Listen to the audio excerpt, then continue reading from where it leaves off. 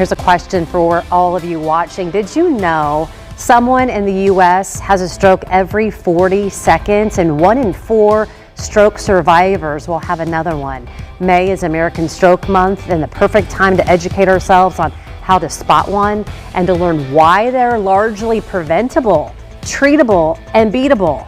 Joining me, Tim Harms with the American Heart Association and stroke survivor, Cassie Firebaugh, a former Colts cheerleader. It's so good to see you both again.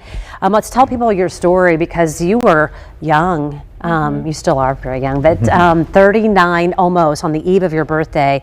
Will you tell us about what that night, what you remember, and what your symptoms were? Sure. I was just having a typical night at home, other than being my birthday, but having kiddos, that is a typical birthday nowadays. But I was about to enjoy a glass of wine with my then fiance at the time, and started to feel the typical symptoms of what I would always experience as a migraine. For me, that ended up being the aura, where I'd lose my vision, and some numbness and tingling in my fingers.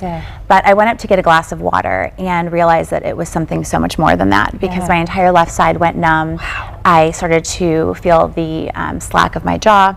My speech was very slurred, and I just knew it was something much deeper than just a typical migraine. Yeah, we're looking at photos too. So young, so healthy, a fitness instructor, things that people say, well, you were the epitome of health. Do you know what caused your stroke? I do. After multiple tests, I found out that I had a hole between 2 chambers of the heart, which I think has over time been a little bit scarier to think that we're all born with that same hole. Mine just didn't close up normally.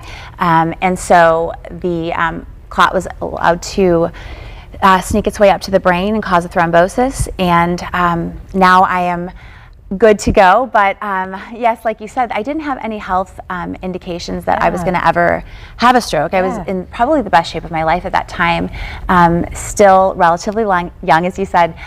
So I think more than anything, what just shocked me is saying, like, can this happen to me? You know, I don't have these precursors, and really trying to find out what caused it, I think, was so important for you know, my future. Yeah, Tim, talk to us a little bit too about what happens when a stroke happens, and what do you want people to know? Because now there are people watching this morning going, did the hole in my heart close? What can I be doing to make sure that I'm okay? Well, Cassie hinted at the cause of most strokes are caused by a blood clot that moves to the brain and blocks off blood flow. We like people to think of the acronym FAST, F-A-S-T, when you're looking at warning signs. Am I having a stroke? Is the person next to me having a stroke? And that means the F stands for face drooping, so one side of the face kind of droops. A stands for arm weakness, or it could be a weakness on one side of the body, as Cassie experienced, you know, with that tingling and the weakness.